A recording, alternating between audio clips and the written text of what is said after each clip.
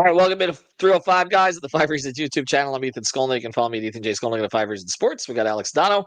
You can follow him, Alex Donno. We are sponsored today, as always, by Prize Picks. Use the code 5 FIVE. Put down $5. You get $50 to play right away. It is legal in the state of Florida. They've added back most of the features they had before, so now you can flex play. You can play up to 6 players together. Play across the sports spectrum. This is the official fantasy partner of the 5 Reasons Sports Network, as I said. And again, if you use that code 5 FIVE, you get $50 to play right away. All right, talking Miami Heat today in the context of the other teams in town. Yep. And they're on a 5-game winning streak after a 10-game losing streak. Now, context matters, and they really haven't played anybody in the last 5 games. They played Golden State without Curry, and I don't think Jimmy showed up either. So they've won these 5 in a row. We looked at the Washington game, the Philadelphia game, but here's why it's somewhat encouraging. Okay. And again, I want to couch all of this. And I know if it's not encouraging for fans who wanted them to get the highest probability of moving up in the lottery, it doesn't look like that's happening right now. Not that it was ever likely that they were going to get Cooper Flag. But all of these wins have been by double digits. In all of these games, they've extended the lead late. And that's different. And so I do think it is worth noting that they're playing pretty good basketball right now after 10 games that they weren't. I mean, they got blown out in some of those 10 games. Some of the games they had leads, but some of the games they got blown out. And they kept saying they were getting closer. And you're like, really? But it has looked better. And it's even looked better in games that Wiggins hasn't played. It's looked better without Duncan available of late. Now, Alec Burks has filled in. Pelle Larsson has filled in. There's been less Rozier and Jaquez until last night when they just needed bodies. Spoelstra has been getting away from the guys that really weren't working. And again, they didn't have Davion Mitchell last night, which is why Rozier got the minutes. But Alex, I mean, overall, they look like a functional basketball team right now. Now, what that means as far as high up as they get in the play-in or whether or not they could actually push a team in a first-round series is another matter. But they're kind of doing that thing where Erik Spoelstra gets a handle on his team. It just seems to have happened, in this case, probably a little bit too late. Which is, I guess, a little understandable considering the timing of the trade and the injuries that they've, had to deal with and the shuffling of the roster. And as far as this 5-game winning streak goes, I get it. Like you've gone up against some bad teams. 3 of the 5 teams you beat are among the 5 worst records in the NBA. 4 of these teams below 500. Golden State, who's above 500, was without Steph in that game. So I get it, Ethan. I get where people can say, and I'm with you that this is not really a full indication of who this team is, but I still feel that they have moved on from that 10-game losing streak. And it's funny how those two things happen back to back, which has only happened, I think, 5 times in NBA history, to go from 10-plus losses to 5-plus wins immediately. And listen, I don't take for granted beating up on teams that you're supposed to beat or, teams that are at or below your level. I don't take that for granted because guess what?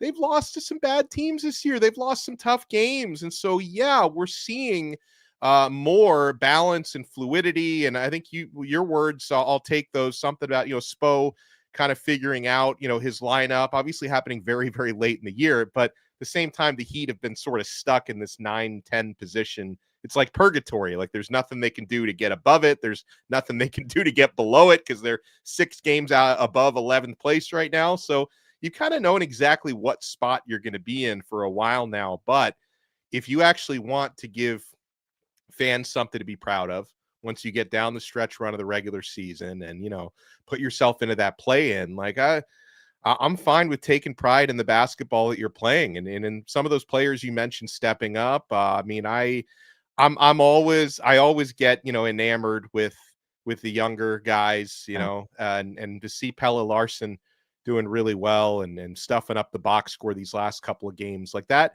it gives me some hope for the future, right? Whether that future means he becomes a trade piece or if he becomes like an actual foundational part of this franchise's future. I like to witness stories like that. And we watched a lot of basketball. We have watched a lot of basketball throughout this season. So give me 5 straight wins and also give me games where you're not blowing these late leads because I hold my breath when the Heat have, third and fourth quarter leads, and to actually extend those leads and not blow them, that tells me something about the character that this basketball team is playing with. So I'm good with it. Yeah, especially when it hasn't seemed like they've been particularly resilient in a lot of those situations. Now, again, to be fair, Philadelphia and Washington are not really trying to win right now. So you're not getting the pushback that you typically would get at the end of some of these games with teams that are competing. In fact, in the East, there's really not a lot of mystery here with the exception of the play-in. You got Cleveland's going to be first, Boston's going to be second, Knicks are going to be third. It's just a question of Detroit or Indiana for fourth. And then Milwaukee is six. I mean, that's pretty much what it looks like right now. All the interest is in the West, everywhere between 2 and 10. But in the East, there's really not a lot to talk about. So again, you're playing some of these teams that don't really. I don't want to say the players don't care, but the organizations don't care if they win. And in some cases, they want to lose. I'm looking at the rest of the week though.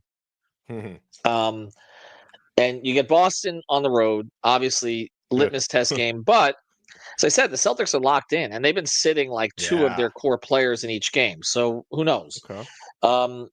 Memphis at home. Morant's healthy again. They've got a new coaching situation. There's a lot of buzz around Morant, or whether or not they're going to keep him. I saw Sam Amick said it could be like a De'Aaron Fox situation. We'll probably do a podcast on Five on the Floor on whether or not the Heat should look at that. I know the Heat are tired of managing older stars. That's been told to me by a couple of different people. I'm tired of it. Ja Morant. Yes, I am too. Ja Morant is not an older star, but there's other complications that come with that. So I'd be curious. I'm going to poke around on that one a little bit. Then they get Milwaukee at home. Like I said, Milwaukee's pretty much locked into 6, and they don't have Dame. So can you get a 2 in 1 week? Is that possible? If you got a 2 in 1 week, then you get Philadelphia at home. Okay, then it's a 3 in 1 week. Into the game in Chicago. And maybe you even have a game cushion going into the game in Chicago. Now you lose the tiebreaker to Chicago regardless, even if you win this game. Yeah. But then you close with New Orleans and Washington, two teams that are tanking. New Orleans just shut down Zion for the season, and they shut down McCollum for the season. So really, is it crazy to think they could go 6-2? No. And if they go right, and if they go 6-2, they would be closing winning 11 of their last 13. Going into the play-in, they would be at worst the 9, okay, but very well could be the 8 because Orlando and Atlanta play each other twice. If the team that's trailing the other team at that time loses both, that team probably comes back to the pack. And so that's the thing where you could potentially catch them. So there is an opportunity here. I don't think they can get 7. For the reason that Orlando and exactly the same reason. Those two teams play each other twice.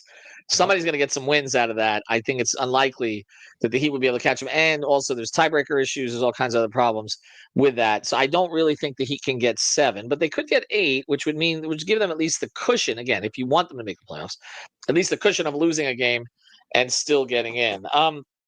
What about this comment here? I'm curious what you think of this because I kind of hate the play-in right now. I think it's rewarding a lot of silliness as opposed to I've never been a fan. Yeah. No, and I know Heat fans like it, but see, here's the thing. The year that the Heat got to the finals, they would have qualified anyway. Right. I think they were the 8 seed to start. Right. Yeah. So they still would have been in. Yeah. It's just, they would have been in. This comes in from a bitter tongue brings sorrow. To avoid tanking, should an NBA award lottery diverse 9 seed gets the best odds for the first pick? Well, they've tweaked this thing a million times. I'm curious what you think, Alex. I mean, now it's basically you're guaranteed a top 4 pick but they've changed it a bunch of times. I mean, the NFL does not do a lottery. Should the NBA not even do one? But like, isn't the point of a lottery to try and make you tank less because like you still get some? Because like if you don't have a lottery, then you have more incentive to be the worst. Right, because that guarantees you the number 1 pick. So, I think the lottery in theory is a good idea. I've just I don't love it, but I don't know what the better option would be because I think if you do like straight draft pick seeding, then there's even more because at least with the lottery there's some mystery. Like, hey, if I have the second to worst record, I could still get the number one pick. Or if I have the worst record, I might not even get the number one pick. So it's like should be theoretically a little incentive to tank less. There should be, and yet teams are doing it anyway. Yeah, right? Because I mean we've seen it now. I mean, Utah has been clearly tanking. Like there's some teams I don't understand the point. Why are you signing Lauri Markkanen to a max extension and then tanking? I don't get it. If that's what you're doing, why wouldn't Ainge trade Markkanen for 3 picks this offseason? He already has a ton of picks, but like and accumulate that way and go that direction. That's the one that really doesn't make sense to me. All right, on the other side of this, we'll take a look at maybe where we think they might stand. I also do want to get into a little Panthers conversation with you because they're in a totally different situation here. I'm curious to see how you think they should play this. Before we do, I want to mention a great sponsor of the 5 Reasons Sports Network, All Pro Construction Builders. You can find them at allproconstructionbuilders.com. We tell you all the time, it's always hurricane season in South Florida. You know it's coming around the corner. So get everything taken care of now. Your home, your place of business. Reach out to Danny and his entire team. 305-484-4429. That's 305-484-4429. They got lots of great reviews. Again, honest contractors, family business, huge Miami sports fans as well. Reach out to Danny at 305-484-4429 or check him out at allproconstructionbuilders.com. Not only do you get the free estimate, but if you mention 5 Reasons, 305 guys or 5 on the floor, you get 5.5% off your entire order. So check it out, allproconstructionbuilders.com. All right, before we get to the Panthers to close this out, I think I'm looking at the schedule more. I think they could be 8. So let me ask you this question. If they get to 8, and I know people just want the draft pick, but if they get to 8, if they win one game on the road, which, I mean, they'd be in Orlando or Atlanta. It's not like they're facing a juggernaut. Right. If they win, and we know what they do to Trey when it matters. Spo has he played better in the last game, but tend to cook something up for him. Let's say that they win. Would you rather, does it matter? Would you rather stay at 8, then you'd have to win another game. Obviously, if at 8, you'd have to win a game if you lose the 8-7 matchup. Or would you rather upset Atlanta or Orlando on the road, get the 7 and play the Celtics? Because I feel like that's the next debate that we're going to be having here. Would you rather play Cleveland at 8?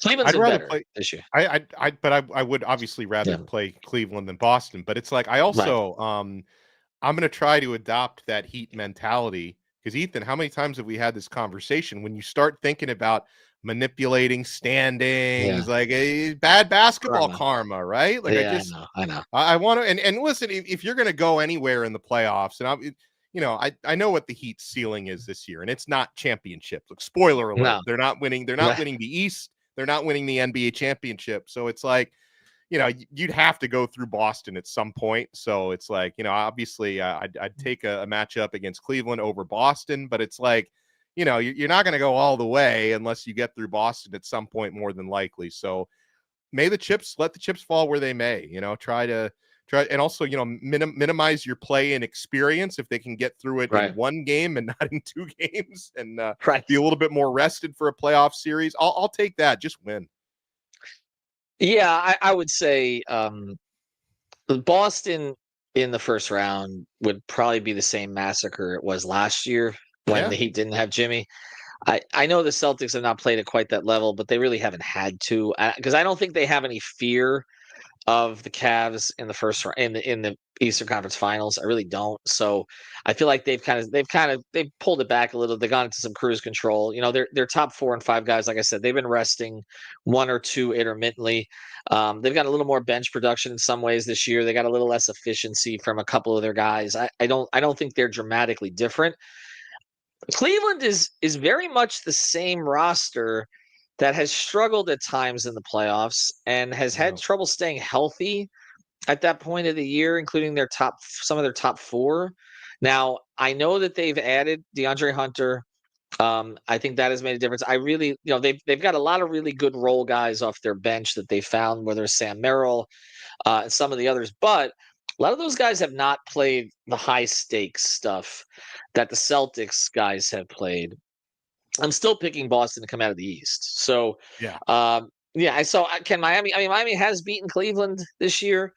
Do I think it would happen again? No, I think they're probably a 5 or 6 game series.